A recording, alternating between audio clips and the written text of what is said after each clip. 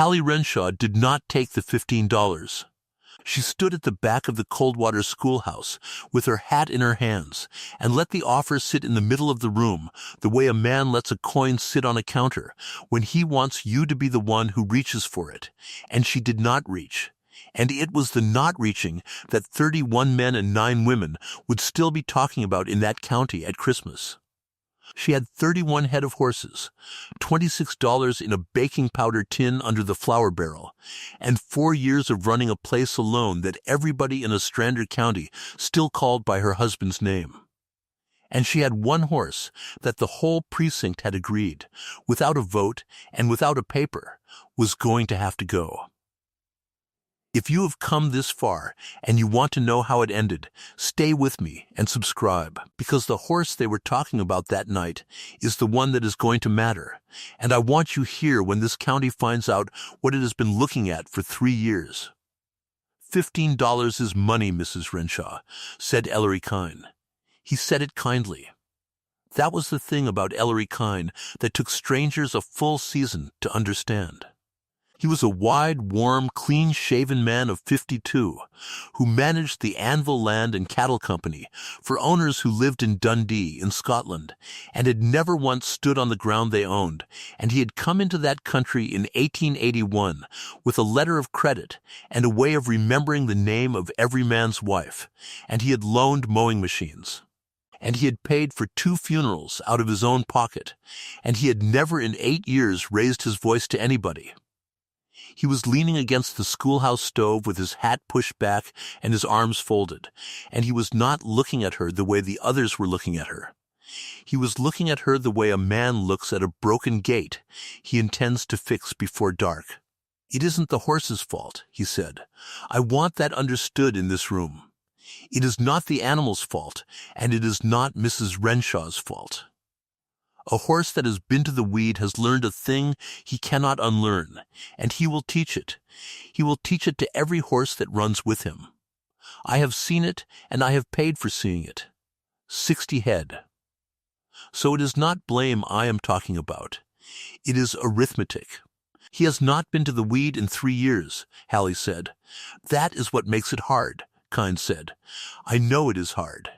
He has not been to the weed in 3 years, Mr. Kine, and there is not a horse on my place that has touched it since the spring of 1886, and I can tell you the day and the hour on every one of them, because I wrote it down." Somewhere back by the door a man laughed. It was a short laugh, cut off almost before it got out, the kind of laugh a man makes when he wants the room to know that he heard the thing and does not want to be the one holding it afterward. She did not turn around.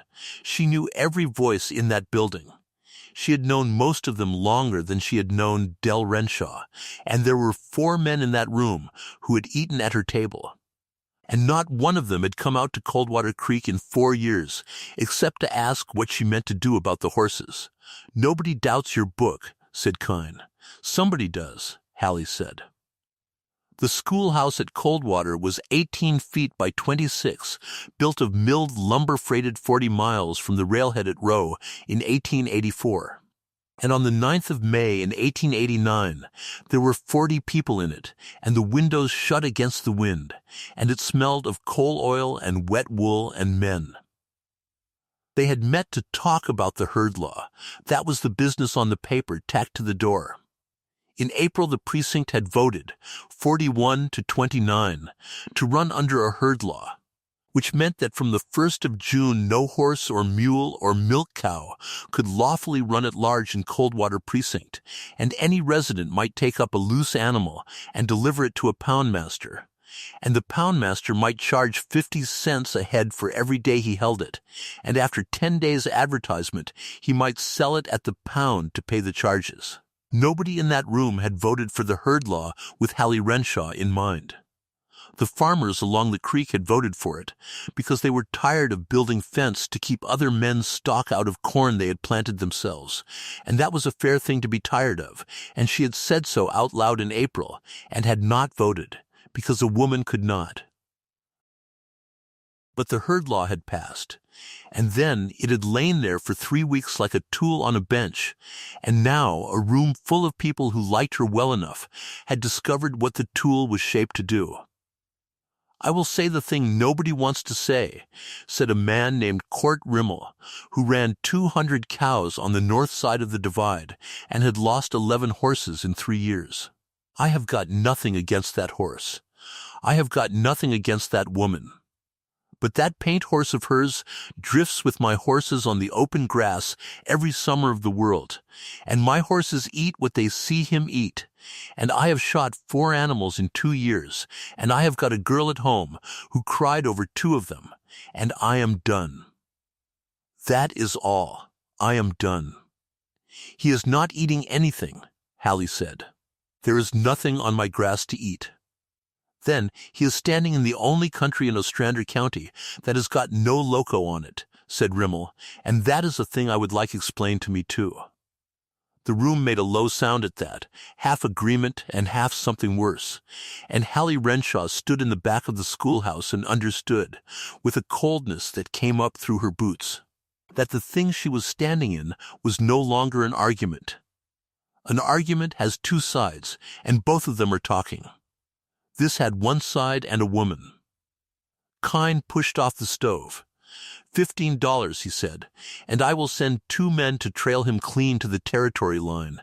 And there is a man at Row who buys for a stage outfit down in the nations, who will take him and never bring him back this way. And he will be fed and worked, and he will live out his life. I am not asking her to do a hard thing. I am offering to do it for her." And that, Hallie thought, was exactly right, and it was the whole trouble, and there was not 1 soul in that room who would ever see it. He was not offering to kill her horse. He was offering to be kind to her in front of 40 people. And if she said no, she would not be a woman defending an animal. She would be a woman refusing kindness. There is no way to win that. "No," she said. "Mrs. Renshaw, no. Thank you," she said, and she put her hat on in the building, which was a thing she had never done in her life, and she went out. The night outside was cold for the 9th of May and smelled of wet sand.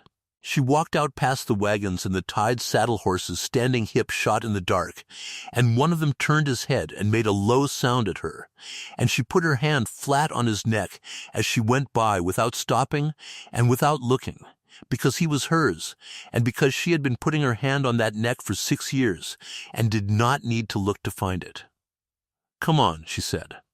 Magpie was a black and white paint gelding, 11 years old that spring, 15 hands and 2 inches, with a black head and a white blaze that ran crooked off to the left below his eye, a wide white collar over his shoulders and withers, black over the loin, a white flank, and a black tail with 1 white streak in it, like a mark somebody had left there on purpose. He had 2 white hind feet and 2 black front feet, and the black feet had a hoof on them like flint. He had come out of a bunch of agency ponies that a trader named Curl Sample brought up out of the territory in 1883, and could not sell, because in that country a man who rode a loud-colored horse was understood to be either a boy or a fool, and Dell Renshaw had bought him for $11 and a set of harness hames, because Dell liked things that other people laughed at, which was the best and the worst thing about him.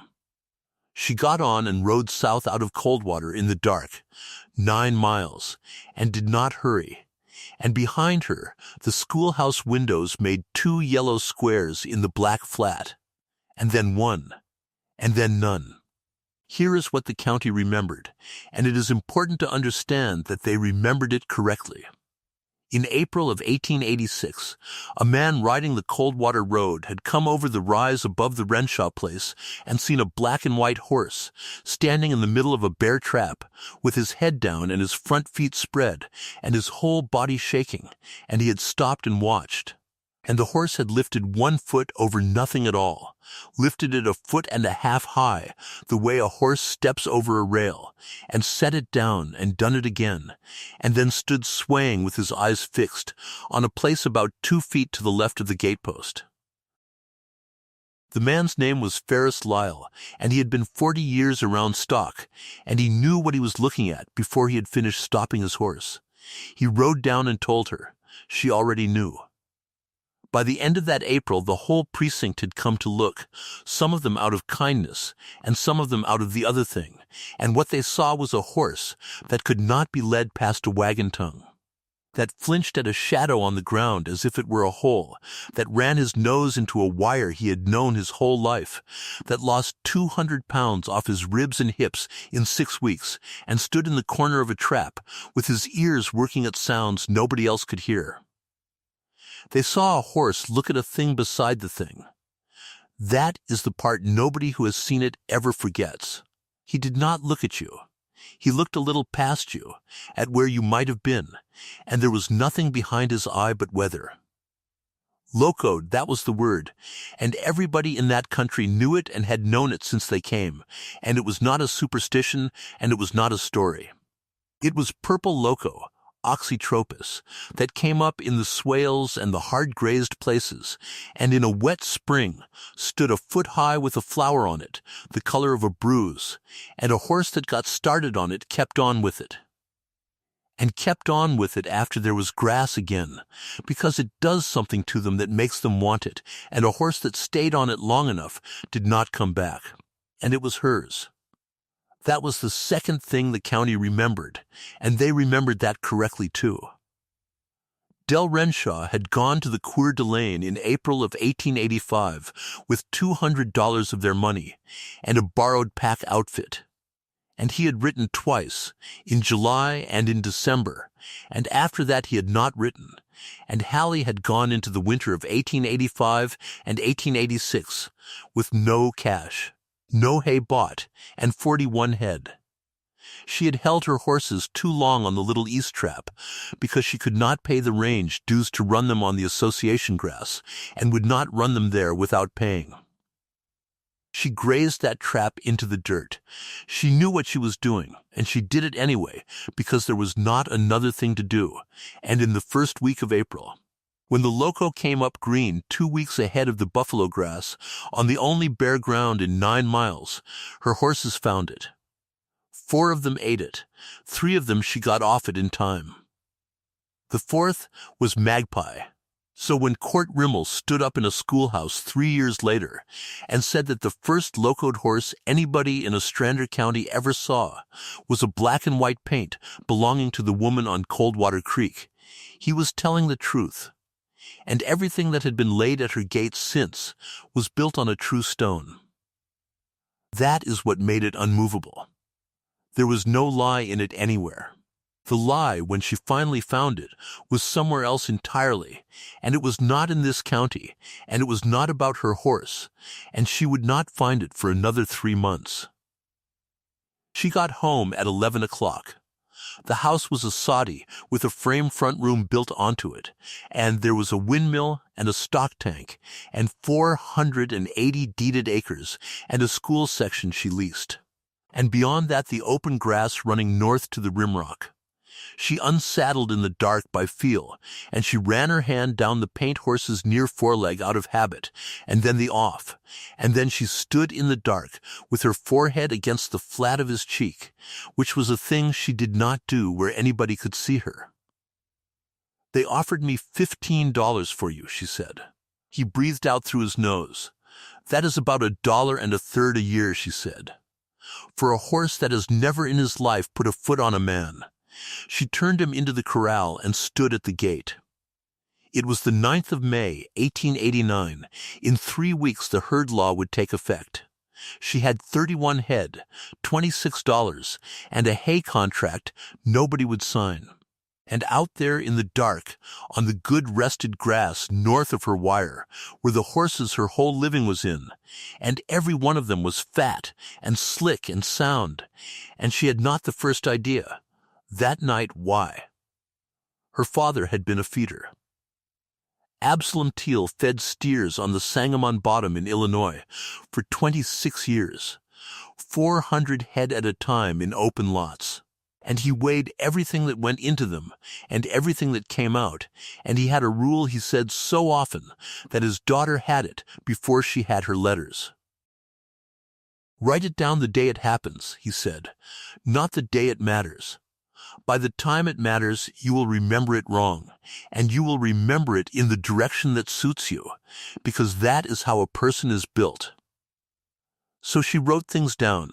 She had a tally book with a limp black cover that she had bought in Row for 40 cents in 1885 and had filled and replaced twice, and in it she kept, by date, in a small upright hand, what every horse on the place weighed by the tape at the first of the month.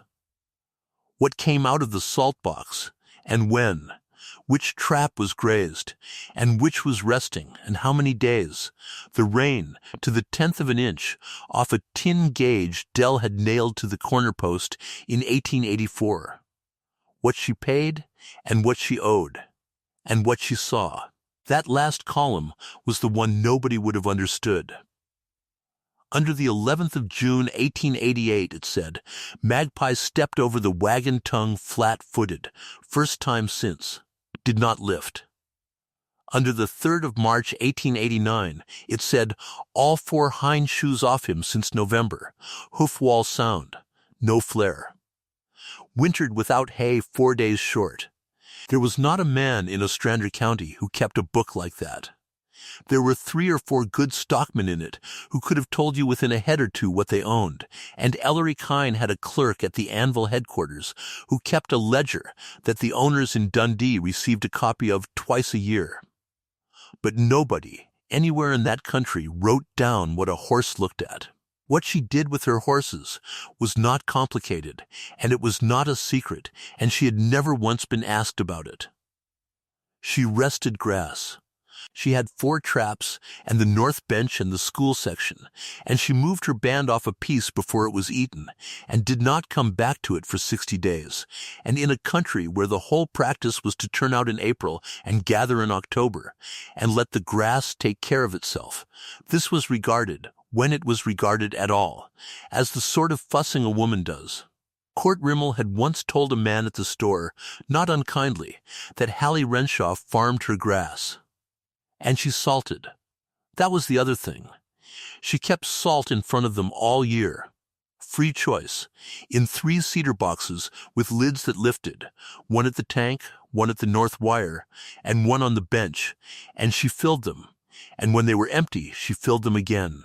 And she had bought a full barrel of coarse stock salt every year since 1884 at $2.40 delivered to Kern, and hauled it herself in a borrowed wagon, which in a year when she had $26 in a tin was not a small thing.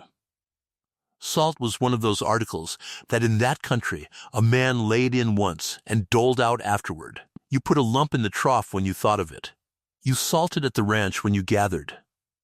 Nobody hauled a barrel a year for 30 head of horses, and if she had told them she did it because her father had told her that an animal will tell you what it is short of, if you give it away to say so, they would have looked at her the way they looked at her when she talked about the tally book. She did not tell them.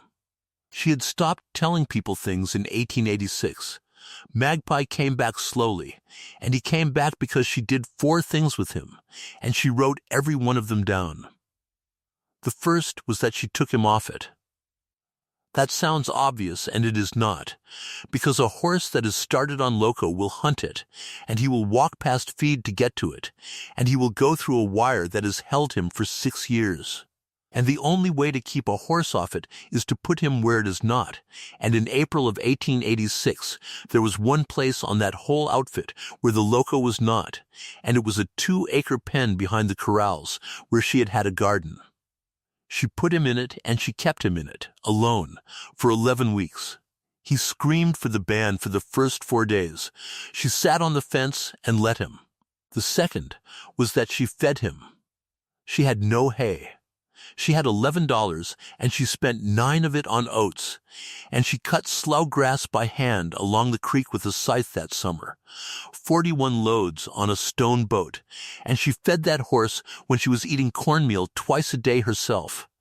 And she wrote down what he weighed by the tape every Sunday, and from the 4th of May to the 12th of August, 1886, he gained 190 pounds. The third was salt. He had it in front of him the whole time. He ate more of it in the first fortnight than her whole band ate in a month, and she wrote that down too. In the column nobody would have understood, and it did not mean anything to her then. It was just a thing she saw. That is the whole business of writing things down. You do not know, on the day, which line is the one. The fourth was time, and time was the hardest, because time looks exactly like doing nothing. She did not ride him in 1886 at all. She did not ride him in 1887 until the middle of June, and then only at a walk, and only where the ground was even, because a locoed horse that is coming back is a horse learning to trust his own judgment again, and a fright can set him back 3 months. She wrote it down. Under the 11th of June, 1888, the wagon tongue. Under the 2nd of September, 1888, a line that said only, rode him down the cut bank at the crossing. He looked at it, and then he looked at me. He was asking. By the spring of 1889, he was a using horse, sound, 11 years old, hard as a tick, hairy in the ear and evil about being cinched fast, and absolutely trustworthy about everything else, and he could do a day's work and eat afterward, and he did not lift his feet over things that were not there, and he looked straight at what he was looking at. And it made no difference at all, because everybody in Ostrander County had seen a black and white horse shaking in a bear trap in April of 1886, and that is what they saw when they looked at him in May of 1889, and there is nothing on this earth you can do about a thing 40 people watched. The county began to close on the 12th of May. It did not close all at once, and nobody in it did a cruel thing, and that was what made it feel like weather instead of like people. On the 12th, she went into Kern for coal oil and thread, and to ask after the mail, and Verna Adair, who kept the post office in the front of the harness shop, and had been kind to her for 4 years without ever once being sorry for her out loud, looked in the R-box and shook her head. And Hallie said thank you, and did not let her face do anything, because there had been nothing in the R-box since December of 1885, and she had asked every trip anyway for 3.5 years. At the store, Fen Descartes weighed out her coffee and then stood with both hands on the counter and would not look at her. "I have got to say a thing," he said. "Then say it, Fen. Mally and them have took their horses back off you." She had 4 horses of Ab Mally's in her corral to gentle, at $3 a head, and 2 of Sim Prather's, and 1 belonging to a man at Row, and that was $21 coming to her in June, and it was the whole of her cash money for the summer. She gentled horses. She had done it since she was 19, and she was better at it than any man in that county, and every one of them knew it, which was a thing they said among themselves in a certain tone, and never to her face. "When?" she said. "Yesterday evening. They come by here after. Ab was ashamed. I will say that for him. He was ashamed." "Did he say why?" Descartes moved the coffee scoop from one side of the scale to the other. "He has got a girl at home too," he said. "Same as Rimmel. She had a pony went bad in 87. Fen," she said, "the pony had been in the slick all summer. I know where the pony had been. Then you know it never came within 4 miles of my grass." "Hallie," he said, and he said it gently, and it was the first time in 9 years he had used her Christian name. "I know that. And you know that. And there is not a soul between here and the Rimrock that is going to sit still and be told it by a woman." She stood there a moment. Then she asked him for a barrel of salt. He looked up. $2.40, he said. "I know what it is. You have got a bill of $11 standing." "I have got $26 in the house," she said. "I will give you 11 of it right now, and $2.40 for the barrel, and I will owe you nothing, and I will not ask you for credit again this year." Fendicart stood behind his counter and looked at her for a long moment, and she never afterward knew what he was thinking, and he wrote out the receipt and rolled the barrel out to the walk himself. That was the 12th. On the 19th, riding the North Wire, she found 4 of her horses out on the open grass beyond the school section, which they had no business being on, and she brought them in and found the wire down flat, in a low place where the posts were bad, and she reset it, and she wrote in the tally book, N wire down 40 rods E of the corner, 3 staples pulled, posts sound. 4 head out, all in by dark. She did not write down what she thought about the staples. She had a rule about that as strict as her father's rule. She did not write down a thing she could not count. On the 24th, Ellery Kyne rode into her yard alone. He came at a walk with his hat off before he was in the gate, on a good bay horse that had cost the company in Dundee $240. And he did not get down until she told him to, and he stood in the yard turning his hat in his hands like a man at a church door. "I have come to say I handled it badly," he said. "You handled it fine, Miss Kyne. I did not. I put it to you in front of 40 people, and I should have come out here and put it to you across a table like a man. And my wife told me so, and she was right." He looked around the yard. He looked at the corrals, which were made of cedar posts and cottonwood poles and were tight, and at the windmill, which was oiled, and at the stackyard, which was empty, and she watched him see the empty stackyard. "50, he said. $50, and I will not haggle and I will not say another word about it after. No, Mrs. Renshaw, I have got 180 head of horses on that grass and 11 hands whose lives are on the backs of them." "So have I," she said, 31, and one of me. He was quiet a moment. A magpie came down off the corral and walked along the top pole, sideways, in that way they have, and looked at both of them, and Kyne watched it. "I have been at this since I was 15 years of age," he said, "in Ohio and then in Nebraska and then here. And I want to tell you a thing, because I think you are entitled to hear it from me and not from Court Rimmel. In the spring of 1887, I lost 61 head of horses in 11 weeks. Do you know what that is? That is a whole remuda and the making of another one. I stood in Ferris Lyle's barn with my hat in my hand and told the men what I thought had happened, and I have not had a reason since to think different. And every year since it has got worse and not better. And last year I lost 19 more. And this year I have got 4 staggering right now on the south end. And every one of those horses ran, at one time or another, on grass that a horse of yours had been on. So did every horse in this county," Hallie said, "including the ones that are fine." "That is so," he said. "That is a fair answer. I have not got a better one than the thing I have seen. That is not seeing, Mr. Kyne. That is remembering." He put his hat on. "I would take it as a kindness if you would keep him off the open grass," he said. "That is all. I am not going to fight a woman.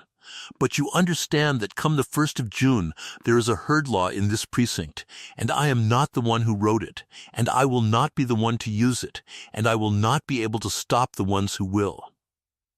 He rode out. She stood in the yard and watched him go, and the magpie sat on the corral pole and watched him go too. And then it turned its head and looked at her with one eye, the way they do, waiting. The herd law took effect on the 1st of June, 1889, and on the 6th of June a man named Rife Odom rode into her yard with 3 of her horses on a lead and 1 following loose, and sat there with his hands crossed on the horn and looked at a spot on the ground about 4 feet in front of him. "Morning," he said. "Morning, Rife. I have got to tell you these was on the road allowance at the section corner. I taken them up at about 7 this morning. They were on the road allowance because the wire is down 40 rods east of the corner," she said. "I fixed it on the 19th. Somebody has had it down again." "That is likely so," he said to the ground. "I could not say. I have got to charge you for them." Rife Odom was 38 years old and farmed 160 acres on the creek below Coldwater, and had been made poundmaster of the precinct in April because nobody else wanted the job, and he was paid nothing at all for it except the fees, which he kept at 50 cents a head a day. And he was so plainly and physically miserable about the whole arrangement that Hallie felt. Standing in her own yard, a thing she had not expected to feel, which was sorry for him. "How much?" she said. "They was in the pound 1 hour." "How much, Rife?" "50 cents a head," he said, "and there is a taking up fee of a quarter each, which is not mine. That goes to whoever brings them, and there is 2 bits for the notice. It comes to $3.25. "Who brought them?" He looked up for the first time. "Now I ain't going to answer that," he said, "and I would think less of myself if I did, and you would think less of me too." "That is fair," she said. She went into the house and came back with the money and coin and counted it into his hand, and he wrote it in a school copybook he carried inside his shirt with a pencil stub, and he wrote slowly and carefully. And she read it upside down: June 6 H. Renshaw, 4 HD, $3.25 PD. "I keep it wrote down," he said, almost apologizing, "so there ain't no argument later."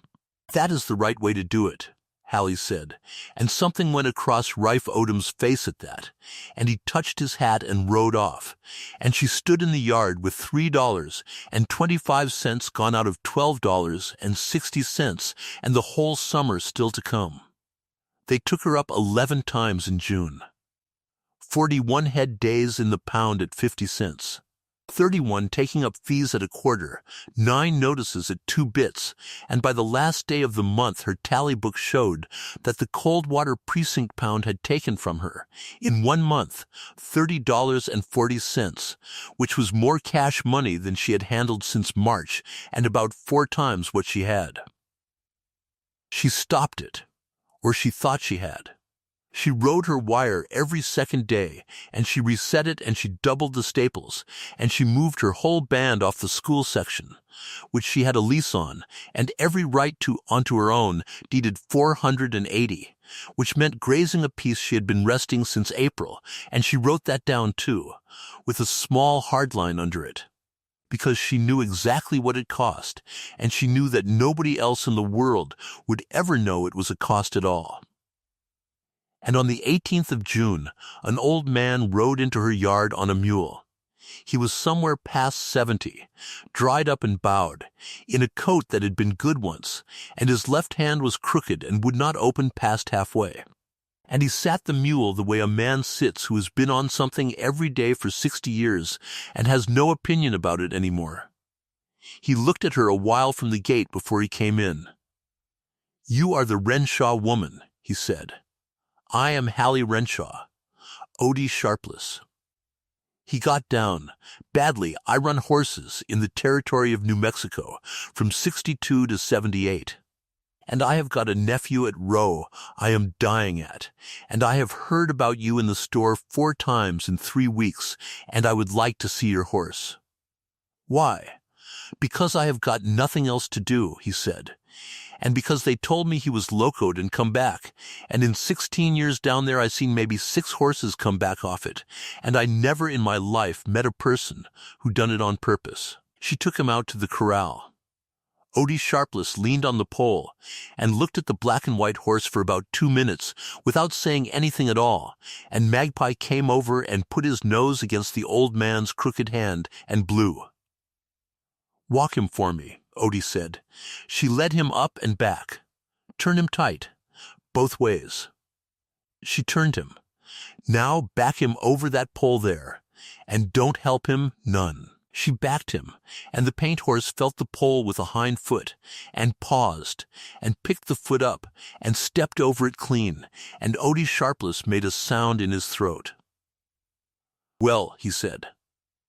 "Well, now, he has been sound 3 years. He ain't sound," Odie said. "There ain't a horse ever at it that is sound the way he was before." He will always be a little quick at a shadow, and he will always take a half a second longer over a bad step than the horse next to him, and if you put him in a wreck in the dark, he will maybe come apart on you. But he is a horse. He is a working horse, and he will be one for 10 more years, and there is 400 men between here and the Pecos who would tell you standing on a Bible that what I am looking at cannot be. He turned around and looked at her. How? She told him. It took a while, because he stopped her every third sentence and made her say the number, and when she got to the salt he made her say it twice. Free choice, he said. All year. Never out. Never once. The old man was quiet. He looked at the horse and then out at the grass north of the wire, which in the third week of June was a foot high and cured green gold, and standing so thick you could not see the ground. Woman, he said, how much loco you got on this place? Very little.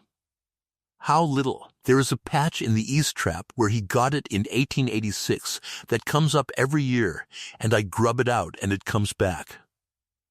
There is some on the road allowance. There is none at all worth the name on the North Bench, or on the school section, or on this deeded piece, and I will take you out and walk you over every acre of it, if you have got the day. You grub it.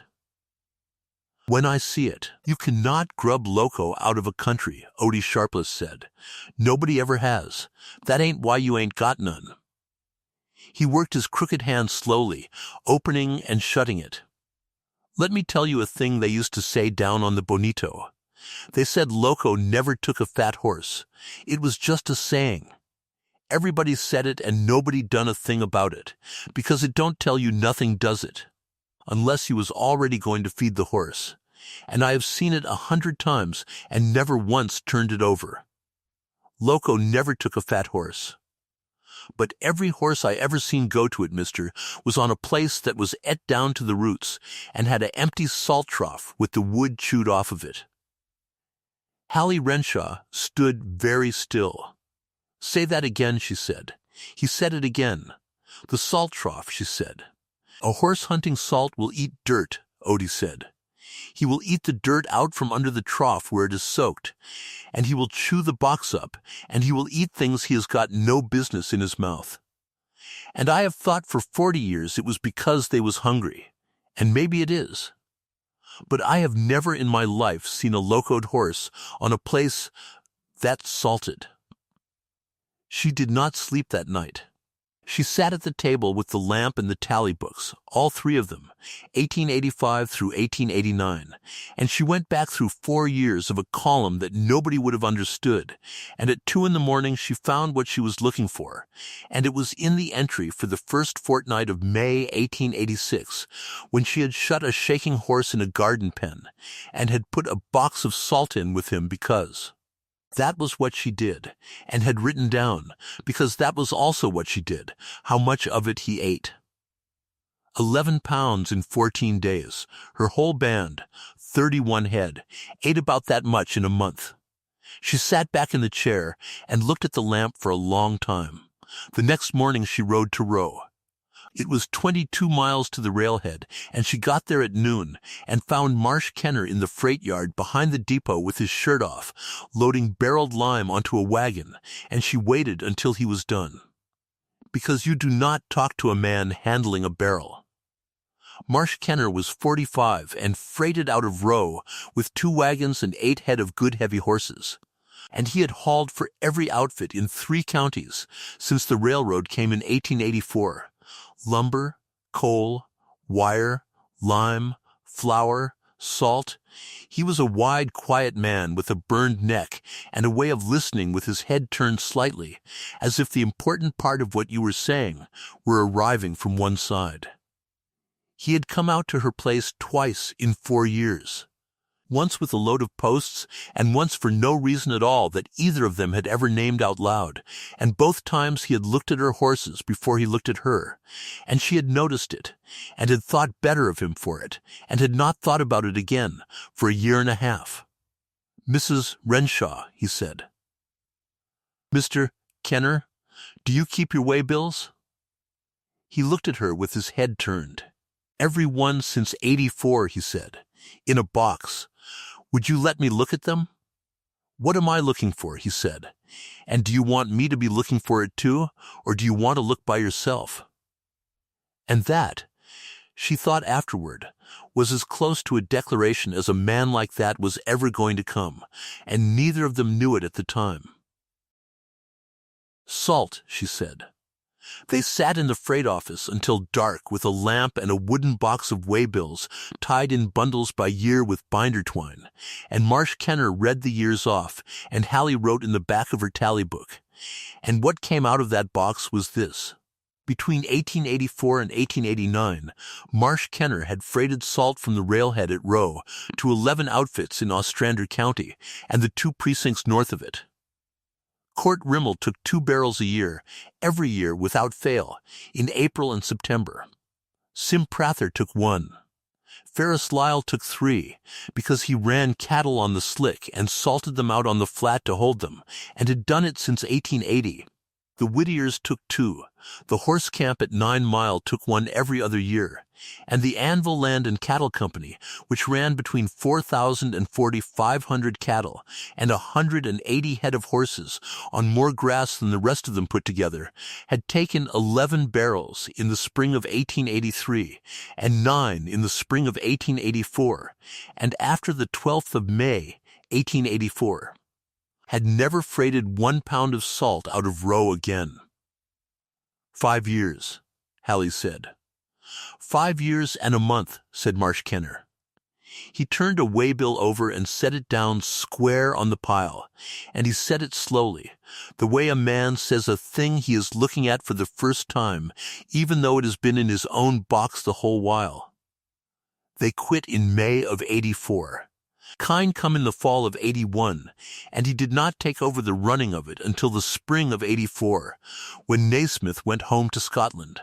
First season he had it by himself. He cut it. Would he have hauled it from somewhere else? There ain't anywhere else.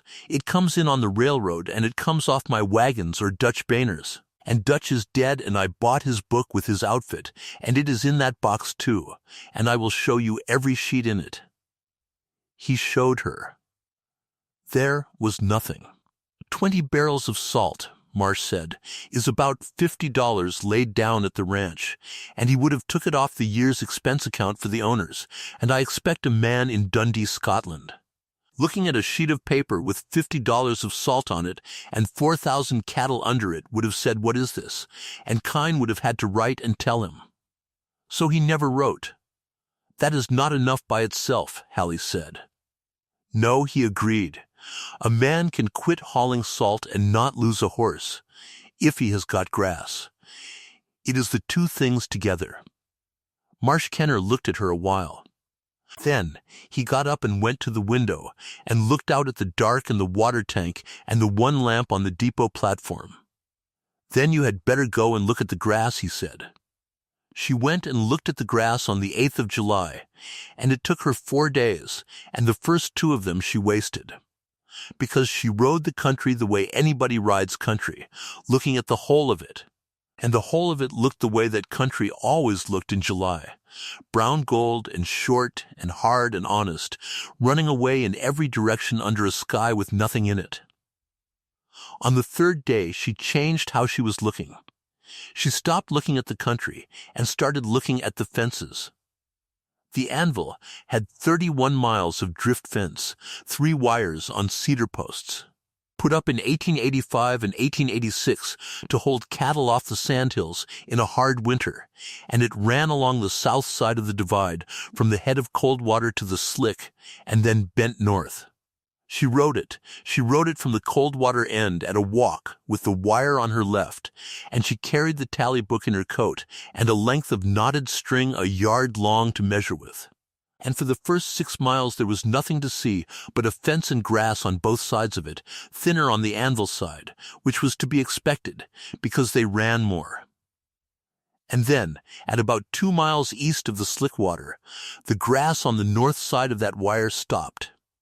It did not thin. It stopped. She sat her horse and looked at it for a long time. On her side of the wire there was buffalo grass and blue grama, short and curly and gray-green, thin but continuous, with the ground showing in patches. On the other side there was ground. There was the crown of the grass, chewed off level with the dirt, gray and dead-looking, and between the crowns there was bare sand and pebble, and a scale of dried alkali, and there were tracks in it a foot deep, thousands of them, dried into stone, and the whole of it ran east in front of her as far as she could see.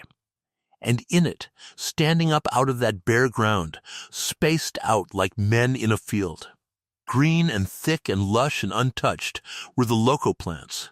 She got down and put the paint horse's reins over her arm and walked out into it through the wire. They stood knee-high, some of them, in a country where nothing stood knee-high in July.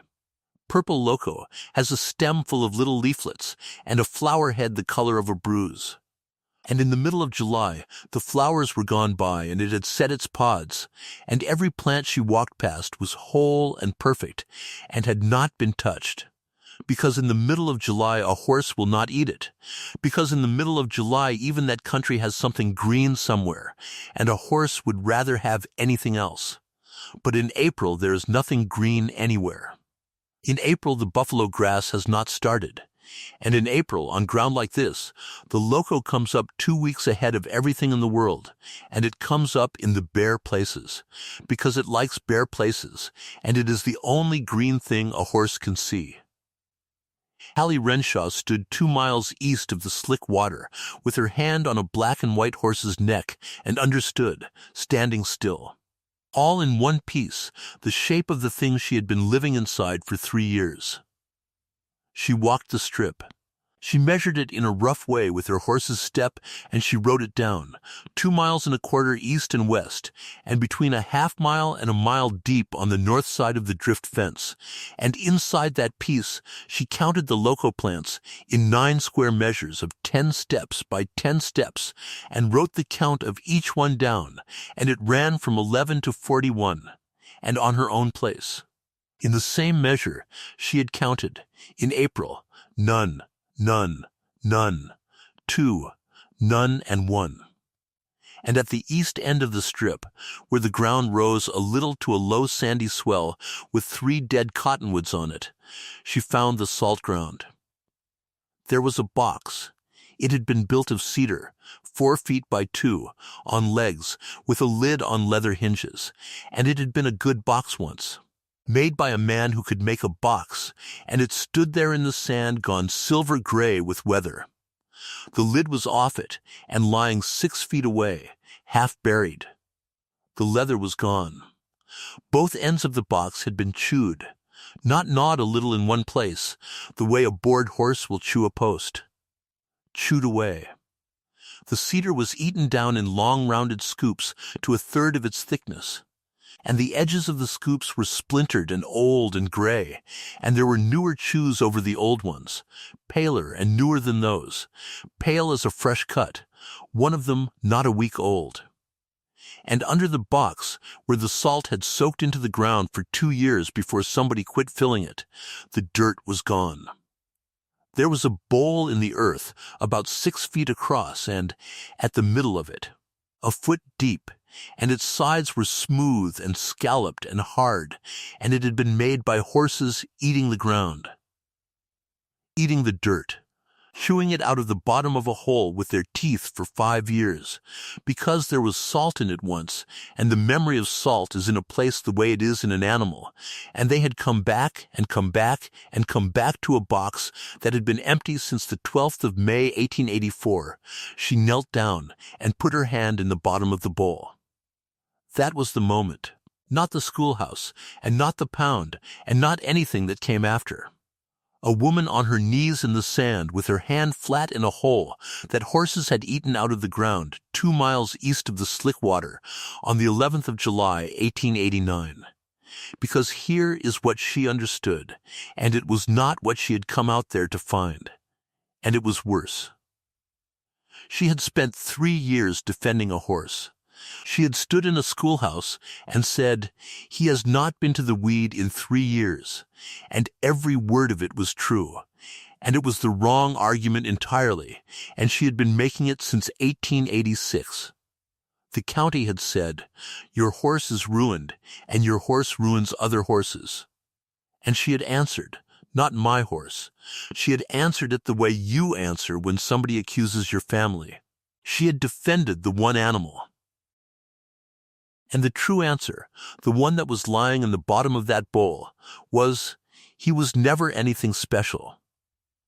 He came back because he was taken off it and fed and salted and let alone for 2 years, and any horse in Ostrander County would have done the same, and Ellery Kine had shot 61 of them in the spring of 1887 and 19 more in 1888, and would shoot 4 more before the leaves turned. And Court Rimmel had shot 4, and Ferris Lyle 3, and the Whittiers 2, and a man at 9 Mile 1, and there was a girl on the north side of the divide who had cried over a pony, and every last one of those animals could have been standing in a corral eating hay. Nobody had done a wicked thing. That was the part that took the wind out of her. Every man who had pulled a trigger in that county in 3 years had done it out of mercy, on the best information he had, and the best information he had was a sentence a good man said in a barn in 1887 with his hat in his hand. She stayed on her knees for a while, and then she got up and dusted off her hands and took the knotted string and measured the bowl and wrote it down, 6 across. 12 in deep at center, sides smooth, hard, no rainwash. Box chewed both ends, 1 3 through, chews of at least 4 different ages, newest under a week.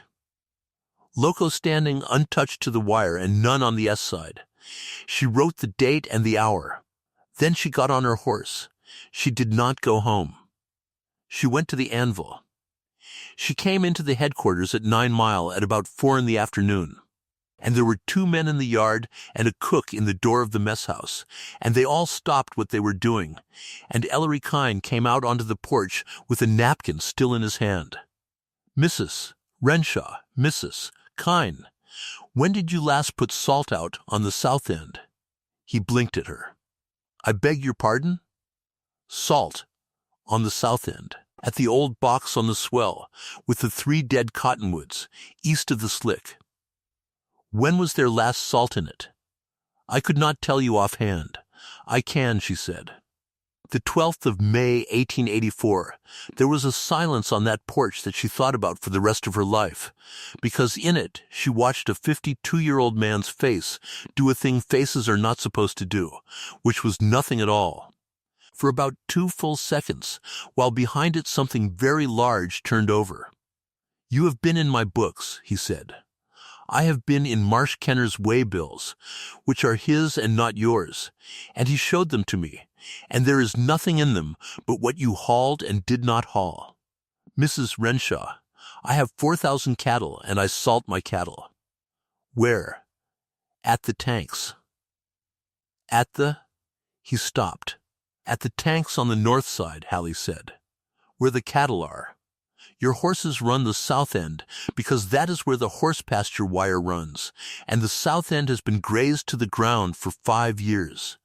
And there is a bowl a foot deep under that box where they have been eating the dirt, Mr. Kine, and there is Loco standing untouched from that box to the fence because it is July. And in April it is the only green thing on 2¼ miles of bare ground, and your horses have been walking out on it every April for 5 years to get to it, and they have been eating dirt the rest of the year to find the salt you quit hauling." Nobody on that place moved. The cook stood in the door with a spoon. "You are telling me," Kine said, very quietly, "that I did it." "I am telling you what is on the ground," she said, "and I would like you to come out and look at it. Today, before dark, and bring any man you want with you. And that horse of yours, that horse of mine, has got nothing to do with it," Hallie Renshaw said. "And he never did, and that is the part I am ashamed of.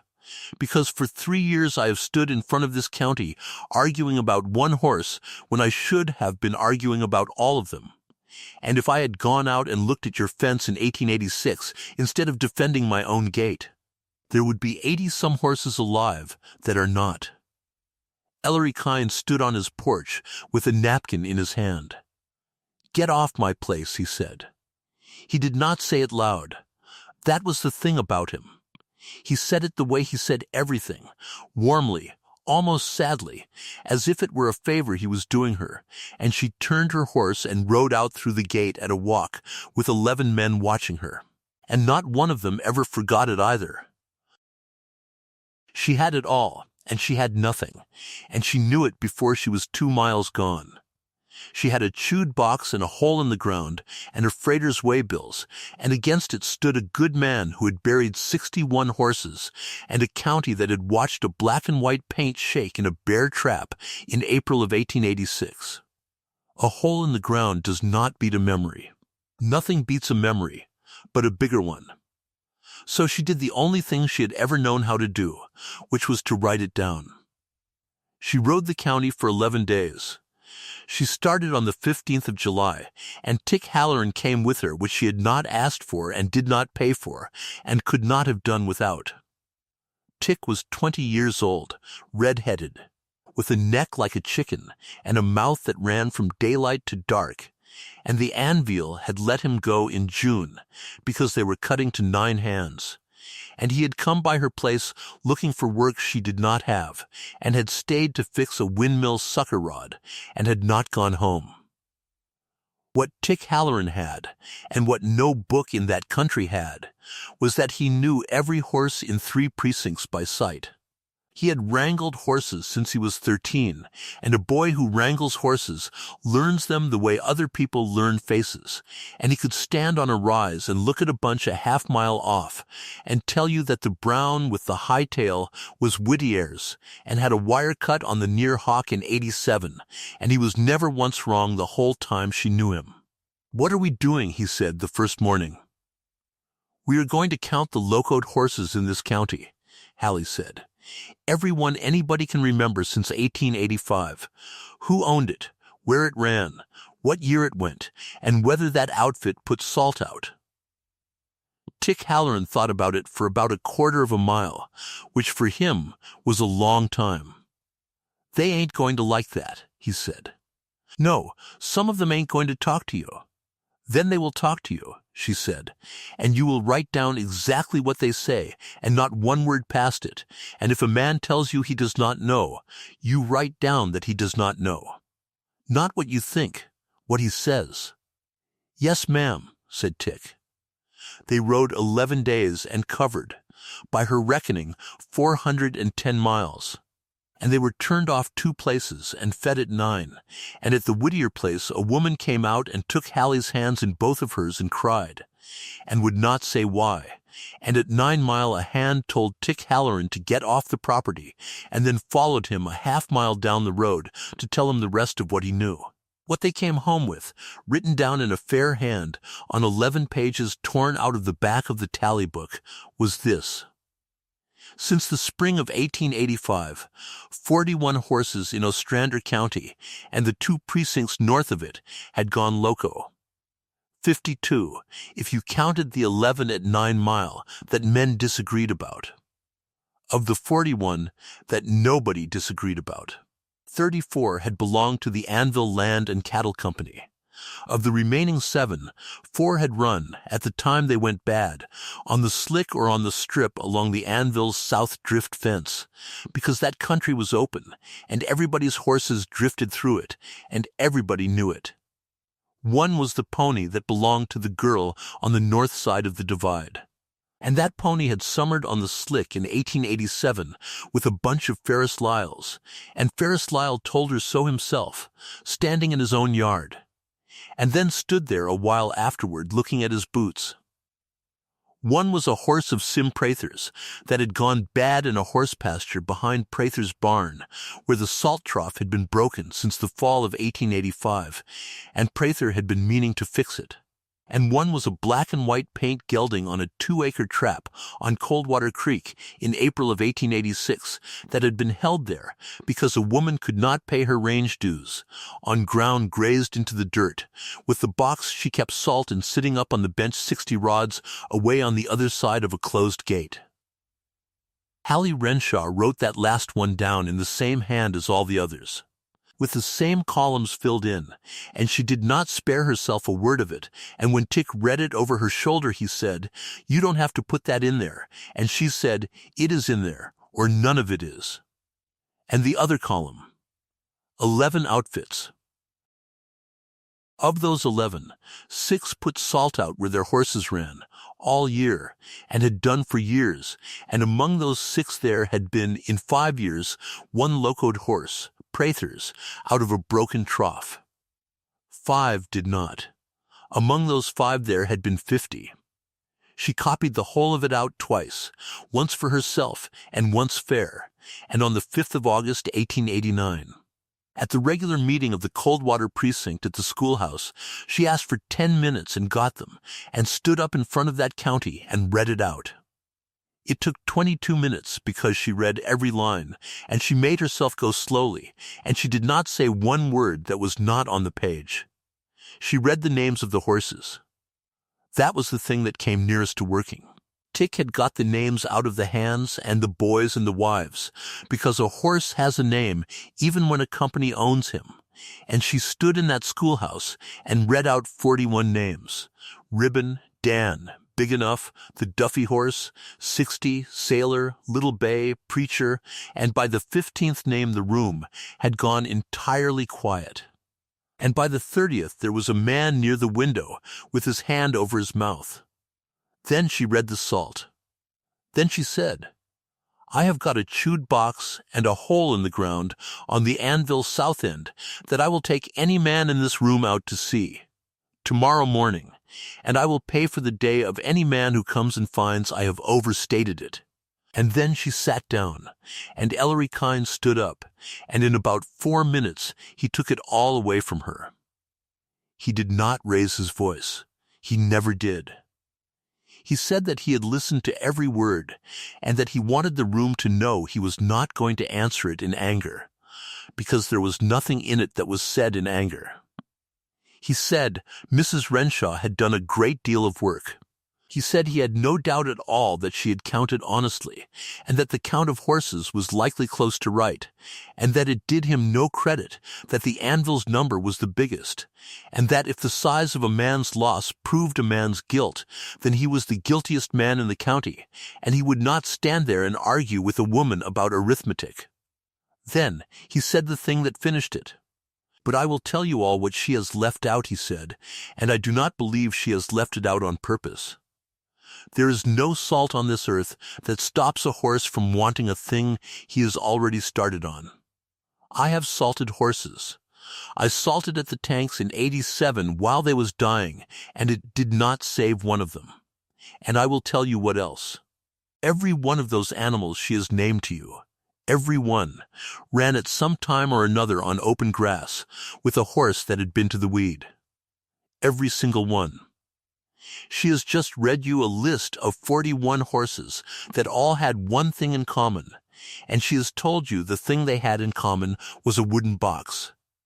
And there was a low sound in that room of 40 people all agreeing at once.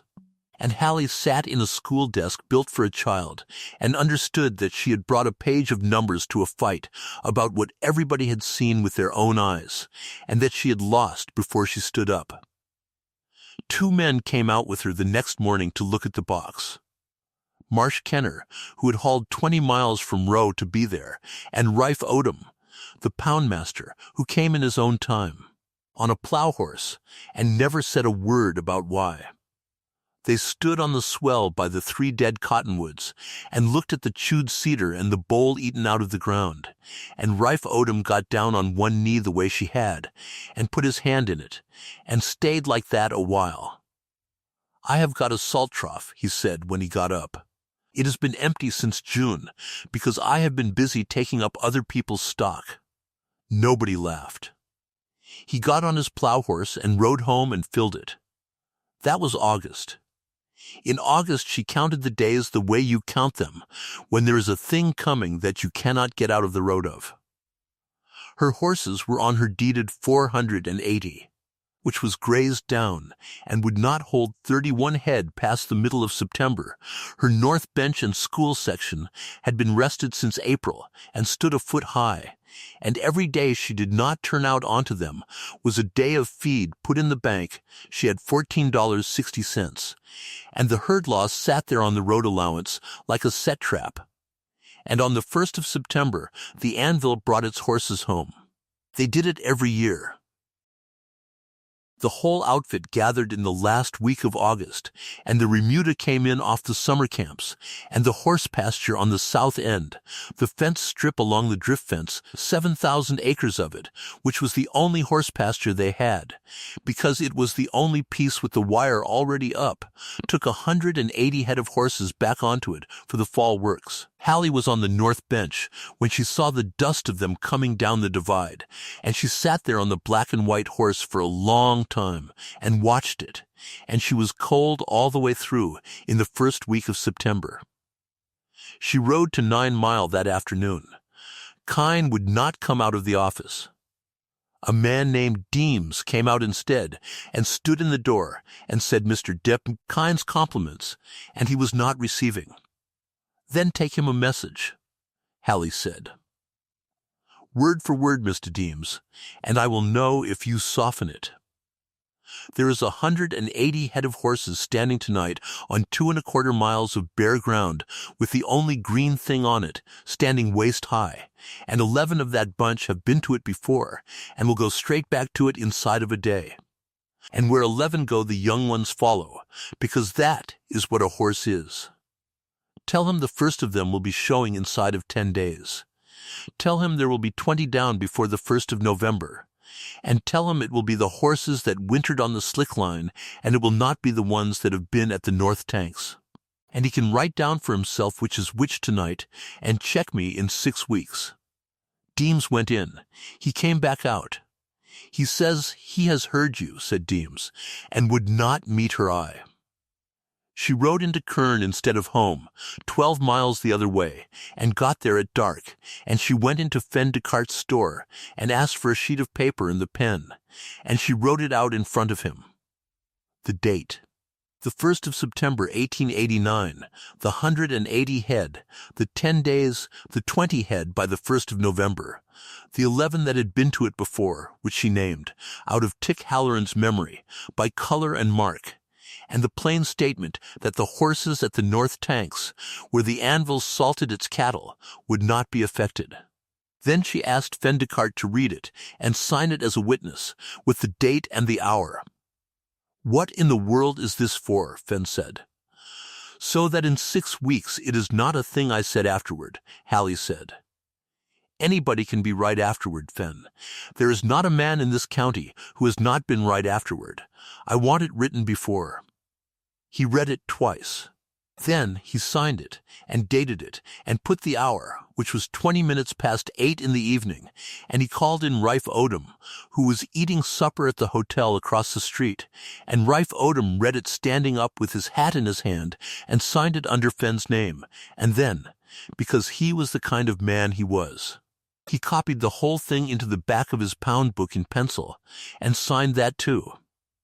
There, he said. Now it is in a book that is the county's, and not yours nor mine. Hallie Renshaw folded the original and put it in the tally book against the back cover, and she rode home in the dark, 9 miles, on a horse that had been to the weed and come back, and she did not know it. But the 10 days she had just written down were going to be the 10 days that took everything she had. On the morning of the 6th of September, she came out at first light, and there were no horses in the home pasture. The gate at the northeast corner, where her deeded piece cornered onto the road allowance, was standing open.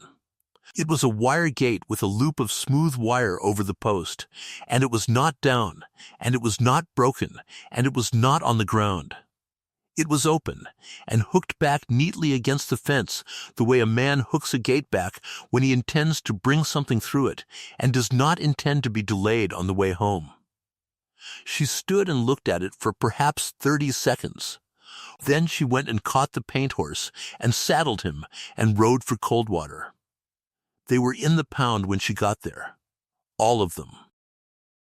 27 head, in a 2-acre pen behind Rife Odom's barn, with a plank fence and a water trough, standing in a mob in the corner the way horses do in a strange place, and her old bay bell mare Sunday, walking the fence line looking for a way out, and the 4 that were missing from the count were the 4 oldest, who had likely been slower, and had been left behind on the road.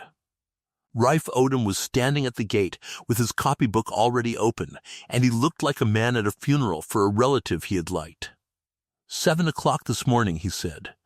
27 head, taken up on the road allowance and on the school section road, by Alois Petty, and 2 men I did not know and did not ask. Alois Petty works for the Anvil. He does. Rife, that gate was hooked open. Mrs. Renshaw, he said, and his voice went up in a way it had never gone up in her hearing. If you can bring me 1 man that's seen a hand on it, I will go to the county attorney at Rowe myself, and I will pay the fare. Can you? No, he said. And I have thought about it all the way in from my place, and there ain't no way for me to help you, and I have got to tell you the rest of it. So I will tell it standing up. It is 50 cents a head a day. It is 27 head. That is $13.50 a day, starting today. There is a taking up fee of $1/4 a head to Petty, which is $6.75, and it ain't mine, and I cannot forgive it. And under the law, I have to post a notice, and if the charges ain't paid, the stock is sold at the pound on the 11th day to satisfy them. The 11th day. Noon on the 17th of September, Rife Odom said, and I am going to have to go over to the harness shop this morning and get Verna to write the notice out fair, and it is going to be on the door of the store in Kern, and on the schoolhouse door, and on the door at Rowe by tomorrow evening with your name on it, and there ain't a thing on God's earth I can do about that either. She had $14.60. By noon on the 17th, the charges would be $148.50 in feed and keep, and $6.75 in taking up, and $1/4 for the notice. $155.50. Now, there are people who will tell you that a thing like that is bearable if you are made right. She rode out of Coldwater that morning and got a half-mile down the road and got off her horse and stood in the bar ditch with her hands on her knees and could not get her breath for about 4 minutes. Then she got back on and went to work, because that is the whole of what there was. She went first to Kern and asked Fen Descartes what he would give her for the summer's work of 2 horses. And Fen said he had no work for a horse and no money either, and then went out to the back and came in with $8 of his own and tried to put it in her hand, and she would not take it, and he stood there holding it. She went to the Whittiers, who had 200 acres of corn to shuck in October, and Mrs. Whittier gave her dinner and cried again, and said her husband had gone to Rowe. And Hallie understood, riding out, that he had not gone to Rowe. She went to the man at Rowe who had the livery and offered him her saddle, which had been her father's, and he gave her $9 for it, and she rode home bareback with a blanket and a surcingle, and that night she wrote in the tally book, sold AT saddle, $9. Total on hand $23.60. Owing at pound noon 17th, $155.50. She went to the bank at Rowe on the 9th of September and sat in front of a man named Whale, who was polite for 11 minutes, and told her that the bank could not lend against range horses in that county at that time on any terms, which was, as a matter of fact, entirely true and had been true for 2 years, and that if her husband were to come in and sign a note it might be looked at differently. And she said, "He has been gone 4 years and 5 months, Mr. Whale." And Whale said, "I know it, and I am sorry, and it does not change the paper." And on the 10th of September, Marsh Kenner drove into her yard with a wagon, and got down and stood there with his hat in his hand, and offered her $160. He had it in a canvas sack. He had gone to the bank at Rowe himself and put up one of his wagons. "No," she said. Mrs. Renshaw, Marsh, she said, and it was the first time she had ever used his name, and both of them heard it. If you put your wagon up for me, then in 10 days I have got my horses, and you have got a note on your own outfit, and this county has got exactly the story it wants, and it is not going to be a story about salt. It is going to be a story about a woman who could not manage a place and a man who bailed her out, and every word of it will be said kindly, and it will follow me until I die. And there is the other thing, which is that you would be paying for a wire gate that somebody hooked open, and the man that hooked it would go to bed that night having got everything he wanted, and it would have cost him a quarter. Marsh Kenner stood in her yard with a sack of money in his hand. That is a lot of reasons, he said at last. It is one reason 4 ways. Then let me ask you a thing straight, he said. Do you want that money? More than anything I have ever wanted in my life, Hallie Renshaw said. He put it back in the wagon. He did not go, though. He unhitched and turned his team into her corral and pulled the sucker rod on the windmill, which had been slapping for a month, and stripped it and put in new leathers, and ate supper at her table, and slept in the barn, and in the morning he was gone before she was up, and there were 4 barrels of coarse stock salt standing in her yard, unbilled, with a piece of paper under a rock that said, "You never asked. M.K." She hauled 2 of them out to the north bench and 1 to the wire, and put the 4th in the corral where the 4 old horses stood, and she filled the boxes.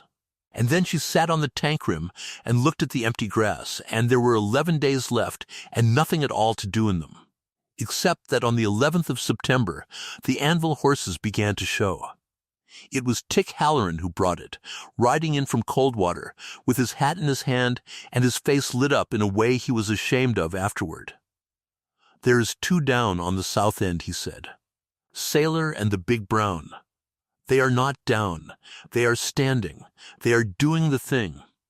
Do not say a word about it to anybody," Hallie said.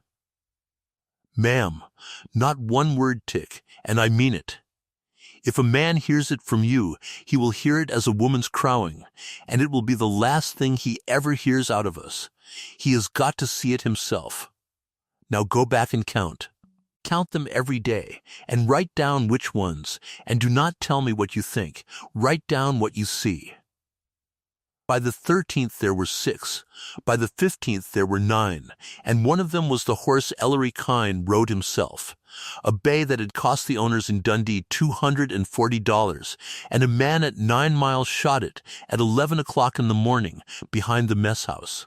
And the shot carried a long way in that clear air, and Tick Halloran, sitting his horse on the divide 2 miles off with a pencil in his hand, wrote the time down. And by the 15th the county knew. It went through that country in a day and a half the way a thing does. There were 9 horses staggering on the Anvil south end, and it was the 2nd week of September, and the fall works had 400 cattle still to gather and ship, and every outfit in the precinct had pooled horses in that pasture for the works. Because that was how it was done, and always had been, and now every man in Ostrander County who had lent a horse to the fall gather had a horse.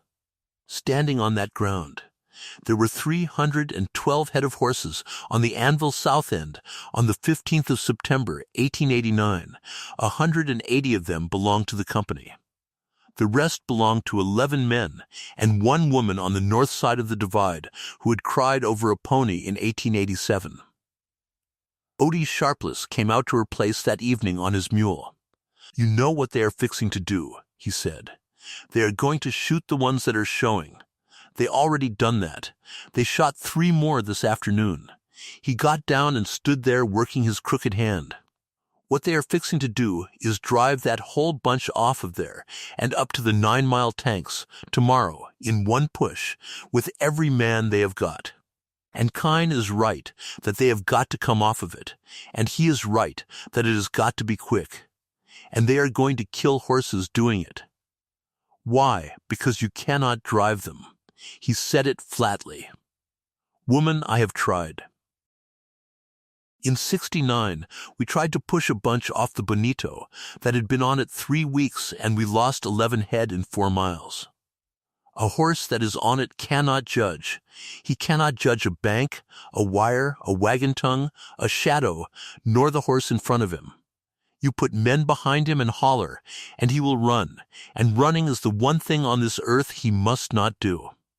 Because he will run into a fence he has looked at for 6 years and go through it, or he will come to a cut bank he can see perfectly well and take it like it was flat ground. And the ones that ain't started yet will run with them, because horses run with horses.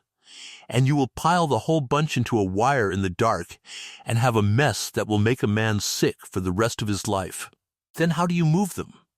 You don't drive them, Odie Sharpless said. You lead them.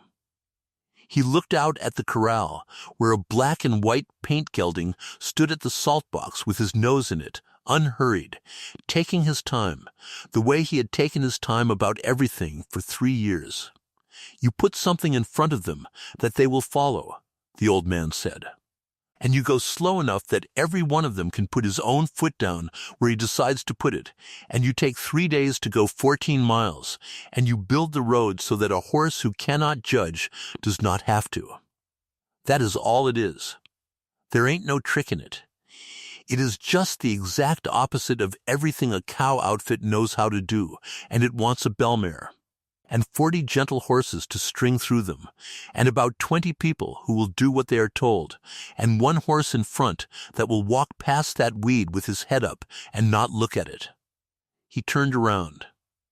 And there is one of them in this county, he said, and he is standing in your corral, and yours is in the pound, and they are selling them at noon on Tuesday.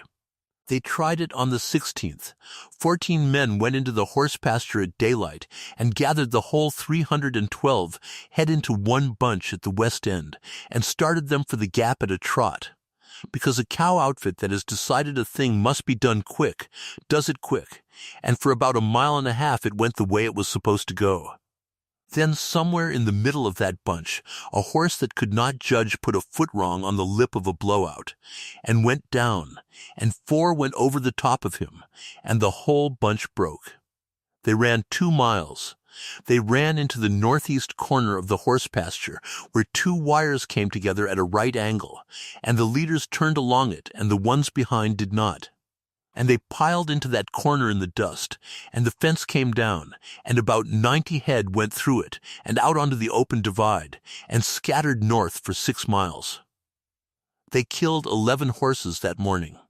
4 in the blowout, and 5 in the wire, and 2 that had to be shot afterward, and one of the 2 was Court Rimmel's saddle horse, that had never been near a loco plant in its life, and had come into that pasture on the 2nd of September, because Court Rimmel was a neighbor, and had lent a horse to the works the way he had lent one every fall for 9 years. Tick Halloran watched it from the divide, and did not write anything down at all, and came into her yard at 4 in the afternoon, and got off his horse and sat down on the ground beside it, and told her, and then was sick. The sale was at noon on the 17th. They came from everywhere. That is the thing about a pound sale that people who have not seen one do not understand. 27 head of good young range horses, sold at forced sale for the charges against them, is the cheapest horse-felsh that ever comes into a county, and men who would not have crossed the road to look at those horses in July drove 30 miles to be standing at that fence at noon in September. There were 40-odd men and 8 or 9 wagons along Rife Odom's plank fence, and a fellow up from Row with a tally sheet and a leather satchel to do the crying, and boys sitting on the fence, and Verna Adair had shut the post office and come down, and Fen Descartes had closed the store and come down and stood at the back with his arms folded and would not look at anybody. Hallie Renshaw rode in at 11:45 on a black and white paint gelding, bareback on a blanket and a surcingle, because her saddle was in a livery at Row, and she rode straight up to the pound gate through the middle of all of them, and got down and stood at the gate with the reins over her arm. Nobody said anything to her. That is the part she remembered. Rife Odom came out with his copybook and his hat on, and stood up on a nail keg and read the notice in a flat voice. The taking up on the 6th day of September of 27 head of horses, described as follows, and there followed every horse she owned, by color and mark, in Rife Odom's careful pencil, and the charges standing against them at that hour, which were $155.50, and the terms, which were cash, and the announcement that the animals would be sold in lots at the discretion of the poundmaster until the charges were satisfied, and that any surplus over the charges would be paid to the owner. "Is the owner present?" he said, looking straight at her, because the law made him ask it. "I am present," Hallie said. "Can you satisfy the charges? I have got $23.60. "Then I have got to sell," said Rife Odom, and his voice cracked on it in front of 40 men, and he did not care, and he stepped down off the keg.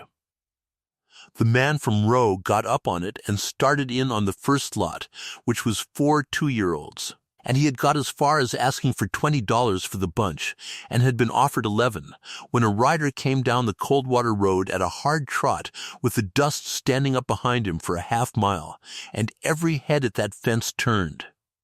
It was Hallie Renshaw. He came into that yard and got down before the horse had properly stopped, and he had been 3 days in the same clothes. And his hat was gray with dust to the crown, and there was a burn on the side of his face from the wire on the 16th. He walked through the middle of those 40 men, and they got out of his road, and he came up to the gate where Hallie Renshaw was standing, and he stopped about 4 feet from her, and took his hat off. "Mrs. Renshaw," he said, "I have got 301 horses standing on poison ground, and 90 some of them scattered from here to the sandhills, and I cannot move them." The whole yard heard it. He meant them to. "I know it," Hallie said. "I have been at this 37 years, and I do not know how to do the thing that has got to be done. And I am told there is one person in this county that does." He turned his hat once around in his hands. "I am asking." And there it was. And she had thought about it for a day and a night, and had known exactly what she was going to say, and standing there she found that the thing she had rehearsed was not the thing. "Mr. Kine," she said, "before I answer you I want a thing read out." She reached inside her coat and brought out the folded sheet, and she did not hand it to him. "Rife," she said, "you copied it into the county's book. Read it out of the book."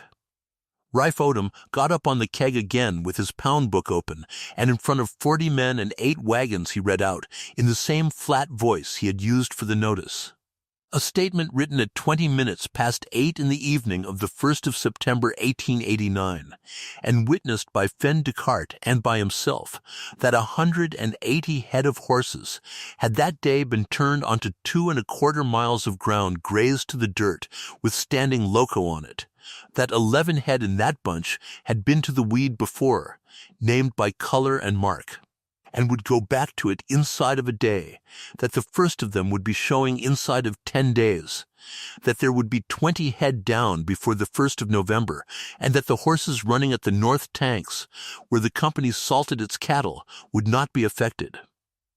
Then Rife Odom stopped and looked up. "Read the last line," Hallie said. "This is wrote before and not after," read Rife Odom, "so that it cannot be said afterward that it was said afterward." Nobody in that yard moved. Somewhere out behind the barn one of her horses hollered, and another one answered it. "It has been 16 days, Hallie said.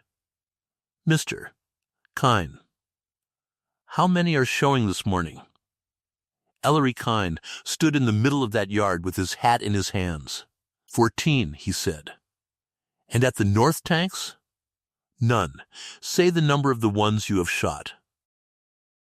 "Since the 11th, he said, 8, and 11 killed on the 16th in the wire, which is on me and not on the weed." 19 head, Hallie said. "In 6 days." And in 3 years, on this county's best information, which was mine as much as anybody's, we have shot 41, and every one of them could have been standing in a corral eating hay. She turned around then, and she did not raise her voice, and she spoke to the fence. That is what I have got to say, and I have said it. I am not going to say it again, and I am not going to say it after, and I would take it as a kindness if nobody ever tells me they knew it all along. Because you did not, and I did not either, and I have got a horse to prove I did not. Then she turned back to Kine. Now here is my answer. It will take 3 days, and it will want every horse I own and 40 gentle horses besides and about 20 people, who will do exactly what they are told, and not one thing else. And it wants 20 barrels of salt standing on the north bench before dark tomorrow, and it wants that gate opened. Name your price, said Ellery Kine. I have not got a price, she said. I have got a bill. It is $155.50, and it is owed to that man there, and it is lawful, and it is going to be paid in cash on that keg in front of everybody, and then those horses come out of that pen. Because I cannot move 300 head with what is standing in my corral, and there is not another string in this county that will walk past that weed. Kine was already reaching inside his coat. And Mr. Kine, she said, one more. Name it. When it is done, you are going to come out to the swell with the 3 dead cottonwoods on it, and you are going to bring every man on that fence, and we are going to walk out to that box together, and you are going to say out loud, in front of them, what is in that hole in the ground. The yard was so quiet you could hear the man from Row breathing. Yes, said Ellery Kine.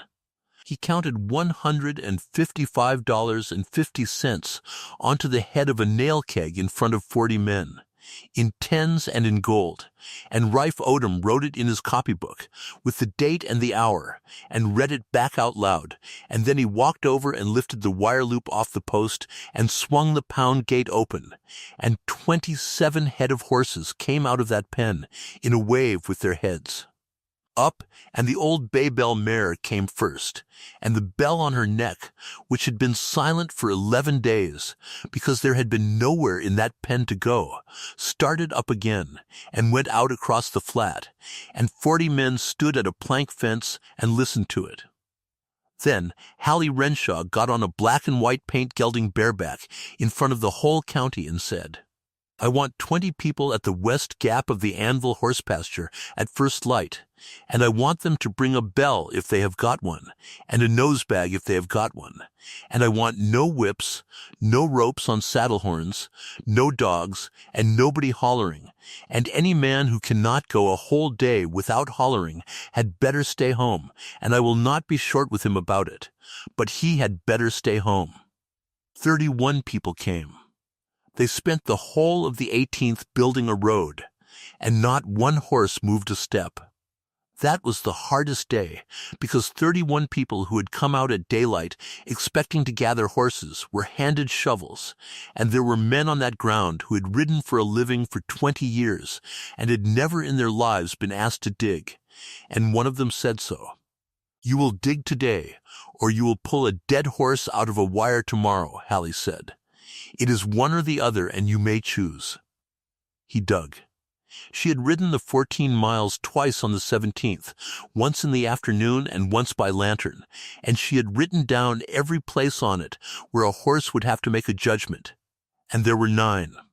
There were 3 wire crossings, and at each one they cut the staples and laid the whole fence flat on the ground and pegged the wires down with willow stakes so that they lay dead flat in the grass and could not lift, and then they turned the sod back over the top wire for 30 feet on either side of the trail, because a horse that cannot judge will step on a wire lying in grass without any trouble at all and will refuse a wire he can see the shine of. There was the plank crossing at Coldwater, which was a good bridge, 12 feet of 2-inch plank on a stone sill that had carried loaded wagons since 1885, and no locoed horse on this earth was going to set a foot on it. because a plank bridge with daylight under the edge of it is exactly the kind of thing they cannot read. They hauled 11 wagon loads of creek sand and dirt onto it and packed it and watered it and swept the sand out over both approaches for 40 feet until you could stand at either end and not know there was a bridge in the country. There was the cut bank on the north side of that crossing, 4 feet of vertical dirt, and they took it out with shovels and made a ramp 40 feet long and 8 feet wide that a wagon could have gone up, and they walked it themselves. And then they walked it again with their eyes half shut, which was Odie Sharpless's notion. And where a man stumbled, they dug some more. There were 2 blowouts on the divide, and they did not fix those, because you cannot fix a blowout. They staked the route with willow wands 150 rods around them, and Tick Halloran and 2 others walked that whole detour ahead of the bunch the next day carrying the wands. And there was the last thing, which cost them 4 hours, and which every man on that ground thought was foolishness until he saw it work. Along the west gap of the horse pasture, and again at the drift fence gate, and again at the last wire onto the north bench, they built wings. 2 lines of willow brush and old poles, and 1 worn-out lariat strung on stakes, funneling out 100 yards wide and narrowing to 20, so that a horse coming to a gate did not have to find the gate. He only had to keep walking. A gate is a decision, Hallie said, when a man asked her why. We are going to take 14 miles and get every decision out of it that we can, and the ones we cannot get out, we are going to make small. Marsh Kenner brought the salt at dusk, 20 barrels on 2 wagons with a 4-horse hitch on each, and he had gone to row in the night and had paid for 11 of them himself and never said so, and they put them out on the north bench in a line 400 yards apart. Broke the heads out and left them standing open in the grass, and by dark on the 18th there was, laid out across 14 miles of that country. A soft road with no decisions in it, and a line of open salt barrels at the end of it. They started at 7 in the morning on the 19th. The bell mare went first. Sunday was 19 years old and had a bell on her that Dell Renshaw had bought in Kern in 1884, and a horse will follow a bell the way a man follows a lamp, without deciding to. Behind her went Hallie Renshaw on a black and white paint gelding at a flat walk, and behind them, strung in a long loose line, went 22 head of gentle horses out of the pound, her own with a rider on every 4th one, and behind those, coming through the wings out of the west gap in 1s and 2s, and then in a slow river, came the horses of the Anvil Land and Cattle Company. No dogs, no ropes down, no man behind them. Every rider was alongside or in front, and their whole work was to be a soft wall on the flank, and to say nothing, and Hallie had told them that if a horse turned back they were to let him go, and to keep walking. And about 40 of them did turn back that first hour, and 31 people gritted their teeth and let them. And by 10 in the morning, 29 of the 40 had come back on their own and put themselves into the line, because a horse that is left alone will come to the bell. They made 2 miles an hour. They stopped for an hour at 11. They watered at Coldwater at 2 in the afternoon, and the whole bunch walked across a bridge nobody could see, and not one horse checked. And Odie Sharpless sat on his mule at the far end of it and watched 200 head cross a plank bridge in the dust, and said to nobody, "Well, I be dogged." The slow bunch came behind, an hour back and out of sight, because a horse that is showing must never be in a bunch that is moving, 14 head that could no longer judge a shadow. Led one at a time, on a halter shank at a mile an hour, by 14 people on foot, with Verna Adair walking a bay mare named Ribbon, and talking to her steadily for 6 hours about nothing at all. They lost 2 on the first day. One went down in the grass a mile short of the crossing and would not get up, and was shot there. One turned back in the first hour and kept on turning back and finally went south at a run and was not seen again for 11 days and was brought in alive at the end of it by a farmer's boy who did not know whose it was. They camped that night at the Coldwater crossing with 200 head of horses loose on 80 acres of grass between the creek and a laid-down fence, and 31 people rolled in blankets around 3 fires, and nobody sang and nobody told a story because they were too tired. And at about 10 o'clock, Ellery Kine walked over to where Hallie Renshaw was sitting on a barrelhead with the tally book on her knee, writing it down by firelight. "How many?" he said. 206 on this side of the creek. 2 we did not bring, and 93 scattered from here to the sandhills that we will walk in one at a time next week. He stood there. "I have not slept since the 15th, he said. "No. May I sit down?" She moved over on the barrelhead, and Ellery Kine, who managed 68,000 acres for owners in Dundee, sat down on the ground next to it with his forearms on his knees and looked into the fire, and he did not say anything for about 5 minutes, and then he said, "Ferris Lyle's barn." The 4th of May, 1887, I had been 11 weeks burying horses, and I had wrote to Scotland twice and got no answer. And there was 9 men in that barn wanting to know what was happening to this country, and I stood up with my hat in my hand, and I said it was catching. And I want you to understand that I believed it when I said it. I have gone back over it 1,000 times, and I believed it. It was the only thing I could think of that made a shape out of what I was seeing. He turned a stem of grass over in his fingers. And then in about 88 I began to notice which horses, and I did not go and look. "No," Hallie said. "I did not go and look for a year and a half. No, that is the whole of it," he said. "That is the entire crime. A man does not have to do a wicked thing.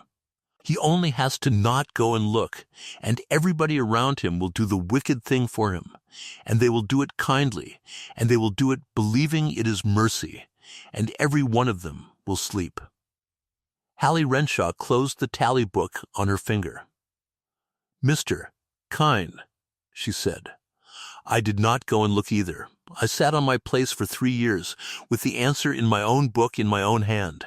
11 pounds of salt in 14 days, wrote down in May of 1886, and I read past it 400 times, because I was not looking for an answer. I was looking for a way to keep one horse. That is my share, and I will carry it, and I would be obliged if you would not try to take it off me." The fire went down. Out in the dark, a bell moved and stopped and moved. "They call your place Del Renshaw's," he said, after a while. "They have for 4 years. Not after this week they won't," said Ellery Kine. The 20th of September was the day it was decided, and it was decided in about 90 seconds at a place where the divide broke down into a sand draw 11 feet deep. They had staked the detour around the west blowout, and it had gone fine. And at a little after 9 in the morning, the bell mare came up on the lip of the sand draw where the trail went down at an angle and turned. And she went down it, and Hallie went down it behind her on the paint horse. And then nothing came. The whole 200 head stopped on the rim.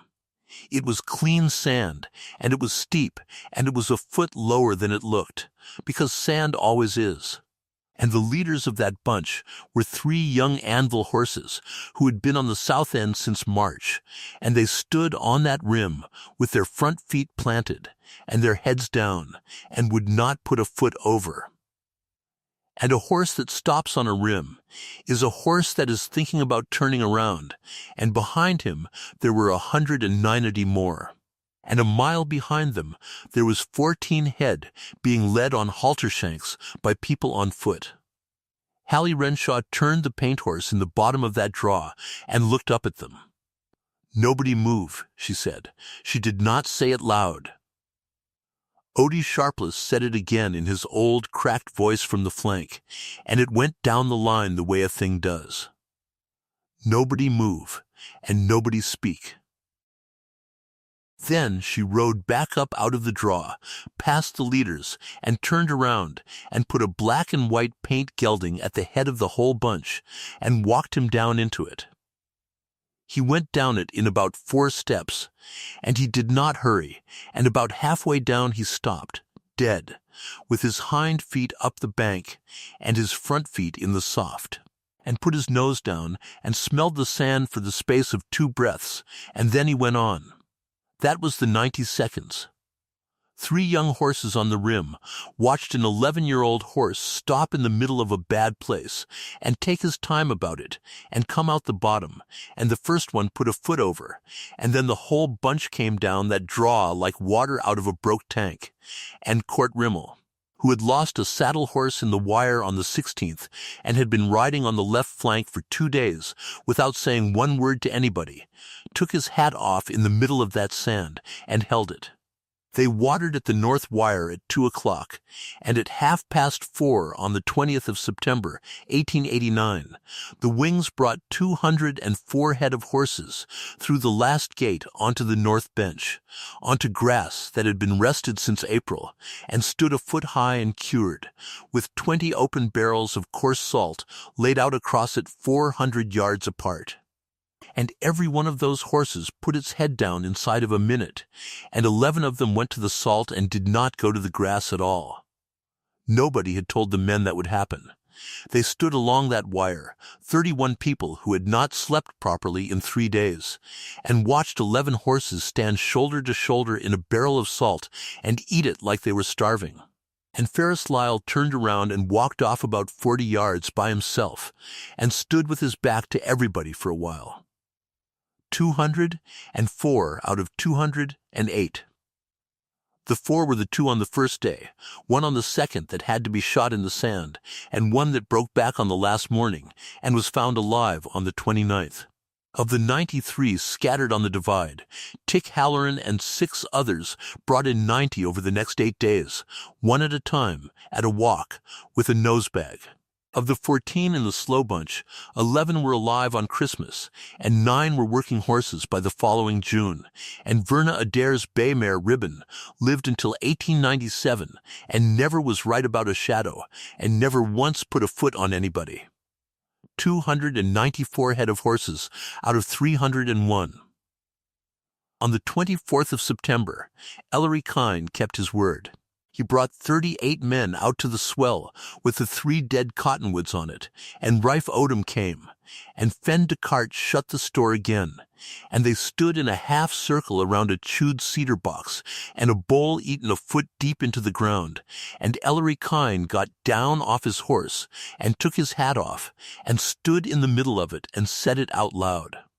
He said the box had been filled last on the 12th of May, 1884, and that he had cut the salt off the expense account himself, in his first season running the outfit alone, to show the owners in Dundee a figure, and that it had saved the company about $51 a year for 5 years, and that he had not thought about it once since the day he did it. He said the horse pasture had been grazed to the dirt since 1886. Because he had run 4,500 cattle on grass that would carry 2,800, and that he had known that too. And he said that on the 4th of May, 1887, in Ferris Lyle's barn, he had stood up with his hat in his hand and told 9 men that Locoed was catching, and that he had believed it, and that he had gone on believing it for 2 years after he had stopped being able to, because the other thing that it could be was him. Then he walked them across the wire. That was the part that did it, and it took 4 minutes and it did not require 1 word. 38 men walked from the north side of that drift fence, where the ground was bare and hard and tracked, and the purple loco stood up out of it green and knee-high and untouched in September, to the south side, where there was grass. Same country, same rain, to the 10th of an inch, off a tin gauge on a corner post. Same year. Fen Descartes said afterward that the walking across was the only argument he ever saw in his life that nobody answered. The county changed the way a country changes, which is all at once and then very slowly. The Anvil hauled 14 barrels of salt out of Roe in October and 31 the following spring. And Marsh Kenner's waybill book got so full that year, he started a second one. Court Rimmel built 4 new salt boxes in November and hung one of them on a chain, because his was always getting knocked over, and by the spring of 1891 there was not an outfit between Coldwater and the Rimrock that did not salt where its horses ran. In the 4 seasons after that, there were 3 Locoed horses in Ostrander County, and one of them was a 2-year-old at 9 Mile that got into the east strip before the wire was up, and Ellery Kine pulled it off and penned it and fed it and salted it and let it alone for 2 years, and in 1893 he wrote it. The herd law stayed on the books, because it was a fair law, and the farmers on the creek were entitled to their corn. But Rife Odom took up 11 head in the whole of 1890, and none at all in 1891. And in April of that year, he stood up at the precinct meeting and asked to be let out of the office of poundmaster, and told the room, without being asked, that he had made $30.40 in 1 month in 1889 off a woman who had done nothing wrong, and that he had wrote every cent of it down and would like it read out, and it was. Aloys Petty left the country in December. In the first week of November, a man came up from the territory with a letter from a stock outfit and offered Hallie Renshaw $350 for a black and white paint gelding, 11 years old. Described to him as the horse that led 300 head off the poison, and he had the money on him in a belt, and he laid it on her table. "No, thank you," she said. He raised it to 500, which was more than any horse had brought in that county in 11 years, and she walked him out to the gate and shook his hand, and he rode away. She gentled 19 horses that winter at $4 a head, which was $1 more than she had ever got before, and she never once had to ask for the work. She bought her saddle back from the livery at Roe in February and paid $11 for it, which was 2 more than she had sold it for. And she never said one word about that either. In March of 1890, she leased the 2 sections of the school land north of her and put a wire on it and rested half of it every year until she died. Del Renshaw never came back, and no word of him ever came. In 1892, she had him declared, and it was quiet, and it was in Roe, and Marsh Kenner drove her the 22 miles both ways and waited outside the courthouse with the team, and neither of them ever discussed what they were doing there. They were married in the fall of 1894 in the Coldwater schoolhouse, in the same room, and Odie Sharpless was alive for it, and sat in the front on a school desk built for a child with his crooked hand on his knee, and Tick Halloran talked through the whole ceremony and could not be stopped. And somewhere in the middle of all that, without any one day you could point at, people quit saying Del Renshaw's place and started saying the Renshaw place, and then, after a while, they just said Hallie's. She kept the tally book going for 31 more years. There are 9 of them, in a trunk, and the last entry is in a shaky hand in March of 1921, and it says what the rain was. But the one they kept out on the table, the one that was 1889, has a page in the back with a sheet of store paper folded against the cover, signed by a storekeeper and a poundmaster at 20 minutes past 8 in the evening on the 1st of September, and on the facing page, in a small upright hand, this, Sept 20. 2:04, head on to the bench at 4:30. 11 went to the salt before they went to the grass. 294 of 301. Magpie went first down the sand draw and stopped in the middle of it to smell it, and every horse on that rim watched him do it, and that is the whole thing. They could not learn it from a page, and they could not learn it from me. They had to see one that had been there and come back walk down into it slow. They said it was catching. They were right, and they were right about all of it except the direction. It never once passed between horses. It went from man to man, in a barn, in the spring, out of the mouth of a good man with his hat in his hand, who had lost 61 head and needed a shape to put it in. And it went through that county in 3 years, and it killed 41 animals, and it never had to raise its voice one time. And the cure went the same road.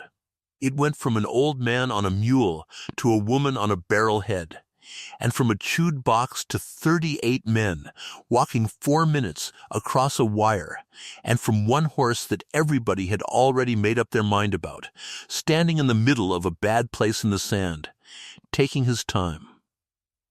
That is the way it always goes, both directions, and it does not care which one it carries. What people call ruined is mostly just a thing they looked at once, on the worst day it ever had, and never went back and looked at again.